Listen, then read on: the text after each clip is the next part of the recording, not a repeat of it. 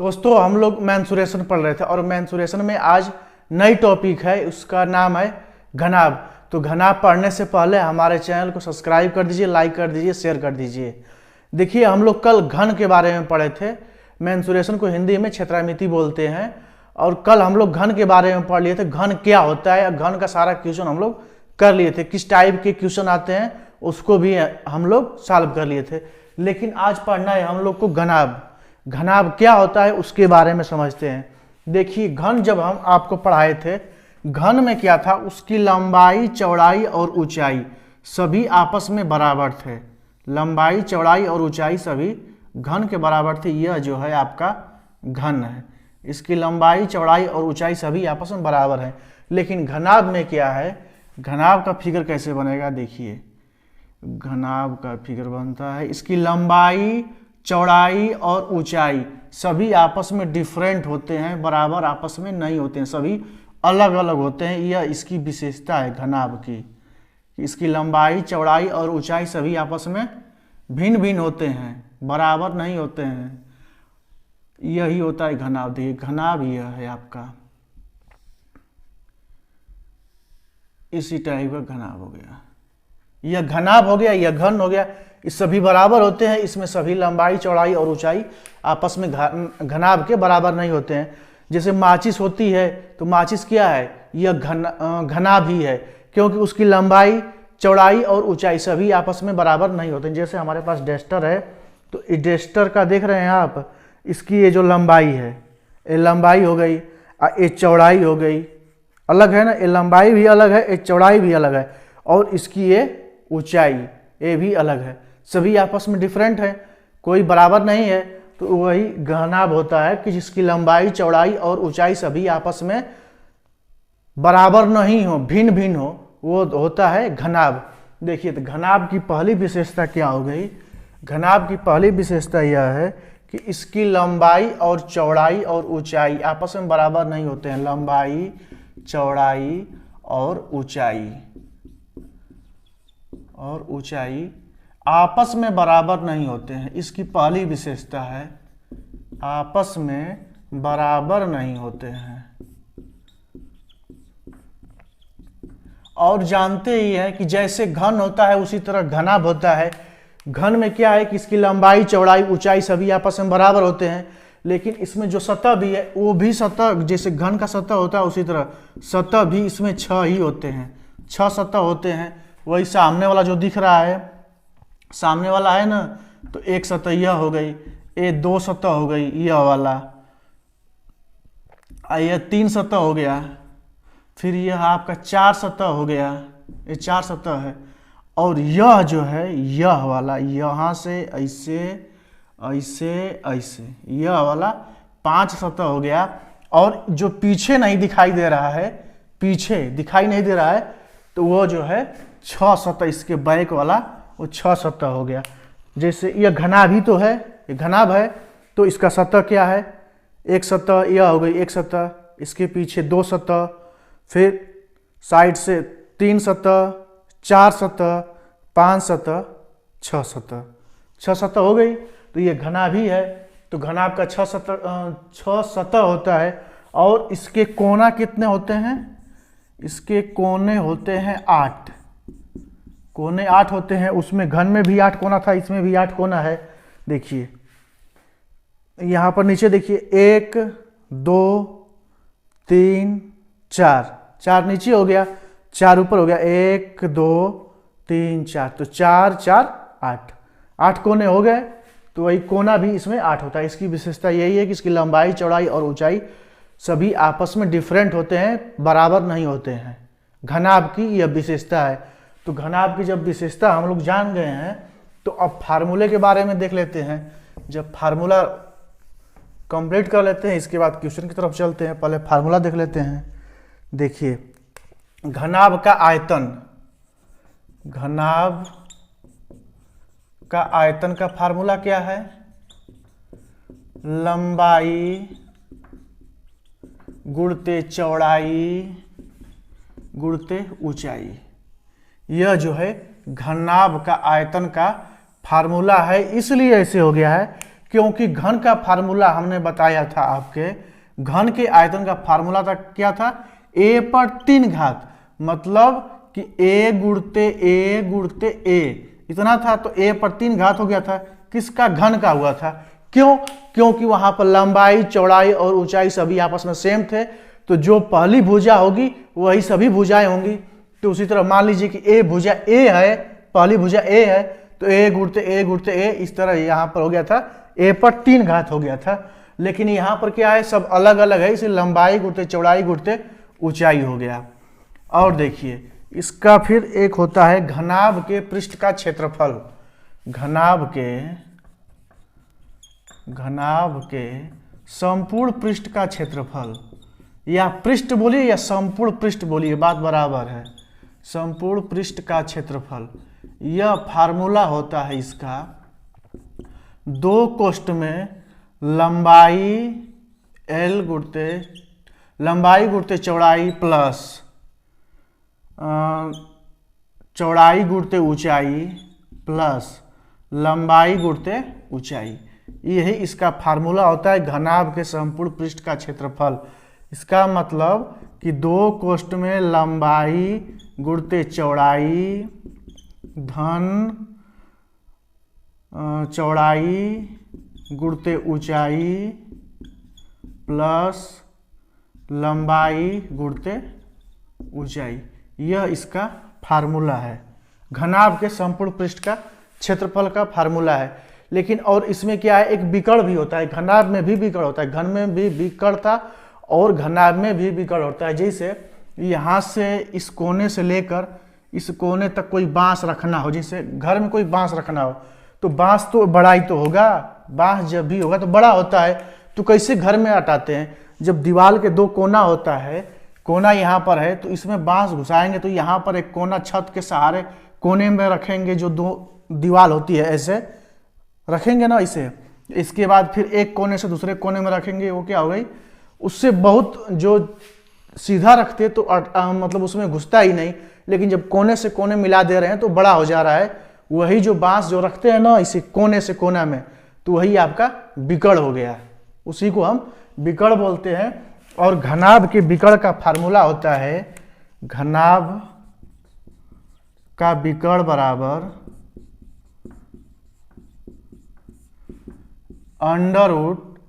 √L² plus B² plus H², मतलब लंबाई का स्क्वायर प्लस चौड़ाई का स्क्वायर प्लस ऊंचाई का स्क्वायर। यह आपका हो गया घनाभ का विकर्ण का फार्मूला।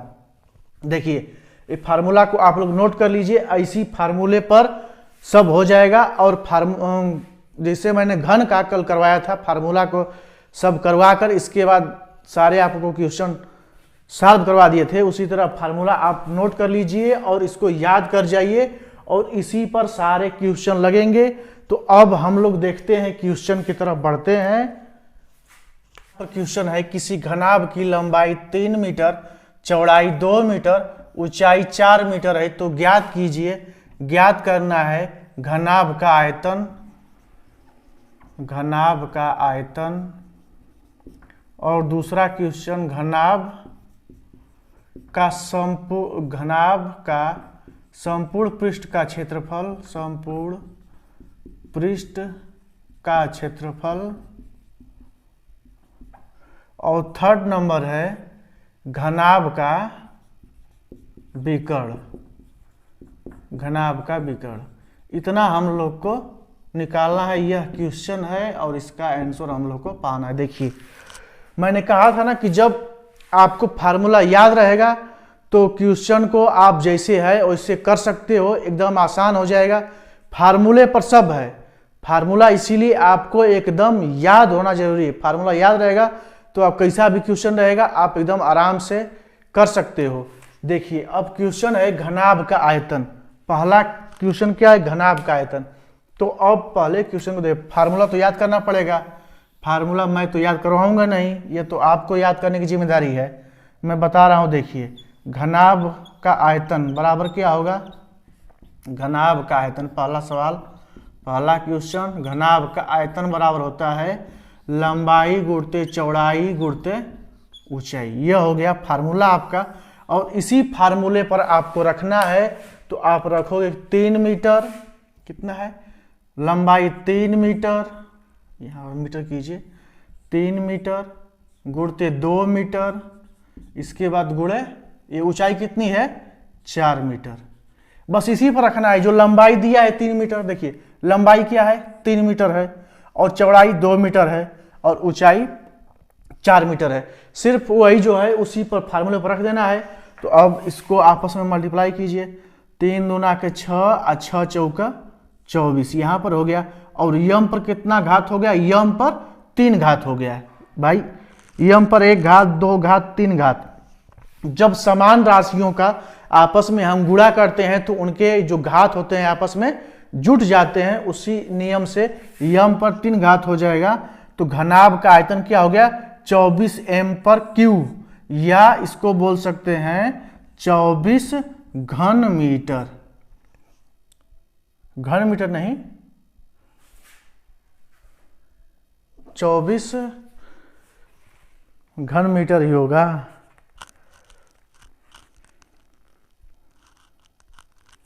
मीटर पर 3 घात वही, मीटर पर 3 घात 24 मीटर पर 3 घात, ये कर सकते हैं। यह हो गया आपका आंसर, यह हो गया आपका आंसर। और घनाभ का आयतन का क्या हो गया 24 मीटर पर 3 घात या मीटर क्यूब लिख सकते हैं। अब दूसरा क्वेश्चन आप क्या हो गया इसमें, घनाभ का समपूर्ण पृष्ठ। तो घनाभ का समपूर्ण पृष्ठ का क्षेत्रफल का फार्मूला बस लर्न होना चाहिए। इसका फार्मूला क्या है घनाभ का समपूर्ण पृष्ठ का, घनाभ के समपूर्ण पृष्ठ का क्षेत्रफल बराबर 2 कोष्ठ में लंबाई गुणते चौड़ाई प्लस चौड़ाई गुणते ऊंचाई प्लस लंबाई गुणते ऊंचाई। यह आपका फार्मूला है घनाभ के समपूर्ण पृष्ठ का क्षेत्रफल का, यह फार्मूला है। इसी फार्मूले पर आपको रखना है। देखिए पहले क्या दिया यहाँ पर कीजिए, 2 कोष्ठ में क्या है लंबाई गुणते चौड़ाई। लंबाई कहाँ इसकी, यहाँ पर लंबाई 3 मीटर है तो 3 लिखिए, यहाँ पर सभी मीटर में ही है, सभी मीटर में है तो आप लिख सकते हैं 3 मीटर लिखिए। चलिए प्लस अरे गुणते चौड़ाई कितनी है 2 मीटर है तो चौड़ाई हो गई 2 मीटर, फिर यहाँ से हो गया प्लस। अब यहाँ से चौड़ाई गुणते ऊंचाई, तो चौड़ाई कितनी है 2 मीटर है, 2 मीटर, और ऊंचाई कितनी है यहाँ पर ऊंचाई है 4 मीटर ऊंचाई हो गई, गुणते 4 मीटर प्लस। अब देखिए लंबाई गुणते ऊंचाई, तो लंबाई यहाँ पर 3 मीटर है तो 3 मीटर हो गया, गुणे ऊंचाई कितनी है 4 मीटर हो गई, तो ऊंचाई 4 मीटर। जब ऐसे आप रख लिए हो तो अब आप रख लिए हो तो एकदम आराम से सॉल्व कर सकते हो। देखिए 2 कोष्ठ में इसको करोगे 3 दूना के 6 m स्क्वायर प्लस 4 दूना के 8 m स्क्वायर प्लस 4 तिया 12 m स्क्वायर, यह हो गया। तो अब समान राशि जुट जाएंगे सब, तो 2 अंडर रूट 8 6 14 12 8 20 और 20 6 26 मीटर स्क्वायर।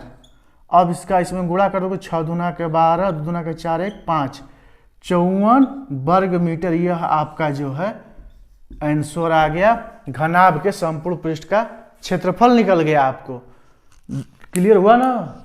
देखिए घनाभ के संपूर्ण पृष्ठ का क्षेत्रफल निकल गया आपको ना। यहाँ पर आंसर आ गया 54 वर्ग मीटर या मीटर स्क्वायर। देखिए जब राशि है जो मीटर है, जो राशि जो मीटर होता है सेंटीमीटर होता है ना, जब आप इसका ख्याल रखते हुए इसके बाद मल्टीप्लाई करते हुए चलोगे तो आपको कोई प्रॉब्लम नहीं होगी। आप कितना भी प्रॉब्लम में फंसे रहो एकदम आराम से कर लोगे। देखिए मैं यहाँ पर राशियों को लिखते हुए, चाहे यहाँ पर राशियों को लिखते हुए चलाऊँ तो कुछ कोई गड़बड़ी हुई है, कहीं कुछ गलत नहीं हो सकता, एकदम गलत नहीं हो सकता है। इसलिए जब इसको बहुत ध्यान से आपको ख्याल रखते हुए चलना चाहिए, सीढ़ी दर सीढ़ी। जब ऐसे आप करोगे तो एकदम आसानी से हो जाएगा। अब देखते हैं जो घनाभ का विकर्ण, तो घनाभ का विकर्ण भी निकाल लेते हैं। घनाभ का विकर्ण कैसे होगा, तो घनाभ का विकर्ण, इसको भी देख लें। तो घनाभ का विकर्ण का फार्मूला आपको याद होना चाहिए। घनाभ का विकर्ण बराबर क्या होगा? घनाभ का विकर्ण बराबर under root L square plus B square plus H square, मतलब लंबाई स्क्वायर प्लस चौड़ाई स्क्वायर प्लस ऊंचाई स्क्वायर। अब इसी पर आपको रखना है एल क्या है? एल आपका जो है 3 मीटर है, तो 3 मीटर इसका स्क्वायर कर दो आप, प्लस चौड़ाई कितनी है? 2 मीटर स्क्वायर, तो 2 मीटर स्क्वायर कर दो, प्लस एच क्या है? 4 मीटर स्क्वायर है, तो 4 मीटर स्क्वायर कर दो। इसके बाद सॉल्व करो, देखो 3 तिली के 9 एम स्क्वायर हो जाएगा, प्लस 2 दूना के 4 एम स्क्वायर हो जाएगा, प्लस 4 चौका 16 एम स्क्वायर हो जाएगा। अब अंदर कितना हो रहा है? 16 4 20, 20 9 29 एम स्क्वायर। एम किसी से नहीं कटेगा, तो अब यह हो जाएगा यम अंडर रूट, एम को इसी तरह रहने दो, चलो एम को बाहर निकाल दो आप, अंडर रूट 29 मीटर हो जाएगा, अंडर रूट 29 मीटर। एम बाहर निकाल दिए ना, तो एम यहाँ हो गया, चाहे यहाँ लिखो तो यह हो गया क्या? मीटर में हो गया। यह आपका हो गया आंसर आ गया, घनाभ के विकर्ण का आंसर आपका यहाँ पर यह चीज आ गया 29। एम को जब बाहर किया तो मीटर हो गया है, नीचे क्या था? वर्ग मीटर था, और जब बाहर आया है तो मीटर हो गया है, तो वही अंडर रूट 29 वर्ग मीटर इसका आंसर आ गया। तो अब पहला इस सवाल आप जो क्वेश्चन आया इस टाइप का आप तो कर ही लोगे, तो इसको बढ़िया से देख लो। यदि समझ में नहीं आया होगा, हमारा समझ में नहीं आया होगा क्वेश्चन, तो इसको आप बैक करके फिर वीडियो देख लेना, आपको समझ में आ जाएगा एकदम आसानी से। तो अब हम देखते हैं दूसरे क्वेश्चन की तरफ बढ़ते हैं। यह तो आप समझ गए होगे, नहीं समझे होगे आप तो इसको बैक करके वीडियो को देख लेना।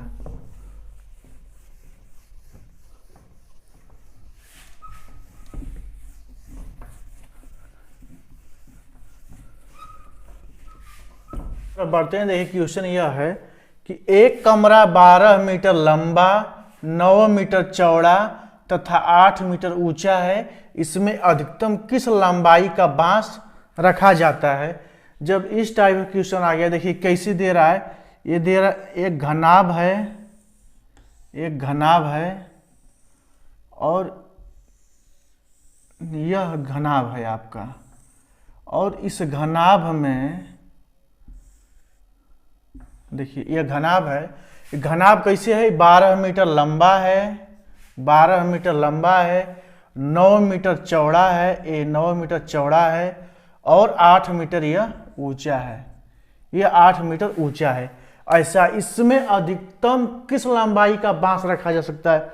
मैं बता रहा था ना, जो किस अधिकतम का बांस, मतलब विकर्ण पूछ रहा है कि कितना लंबा बांस इसमें रखा जा सकता है, इस कोने से लेकर इस कोने में रखा जा सकता है। तो अब यह फार्मूला है, तो विकर्ण है, सीधी बात है।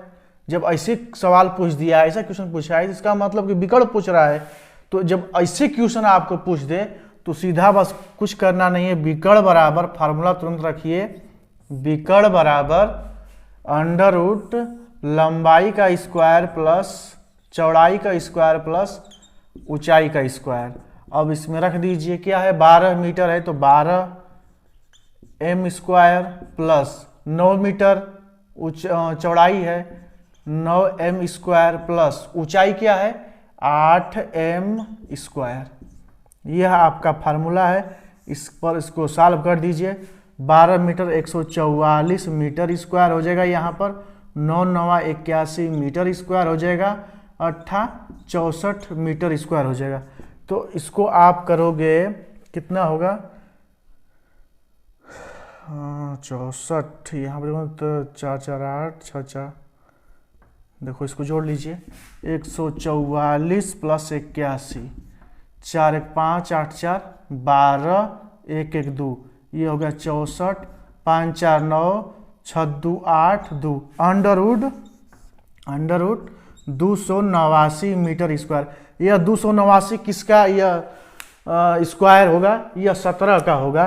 तो जब इसको बाहर निकालेंगे तो हो जाएगा 17 मीटर लंबा बांस जो है इस घनाभ में ऐसे रखा जा सकता है। यही आपका आंसर आ गया। यह जो आपका आंसर है, देखिए यूपी टेट के हिसाब से सिर्फ इतना ही क्वेश्चन पूछेगा और इससे ज़्यादा नहीं पूछेगा। और ज़्यादा पूछता तो मैं बताता, बस इतना ही पूछता है, इसी टाइप का पूछता है और ज़्यादा पूछता नहीं है। तो इस तरह से मैंने आपको घनाभ का क्वेश्चन जो था मैंने करा दिया। तो इस तरह से आप लोग मेरे वीडियो को ज़्यादा से ज़्यादा सब्सक्राइब कीजिए, लाइक कीजिए, शेयर कीजिए। फिर नेक्स्ट वीडियो में नेक्स्ट टॉपिक के साथ मिलेंगे। तब तक आप लोगों का बहुत बहुत धन्यवाद। जय हिंद, वंदे मातरम।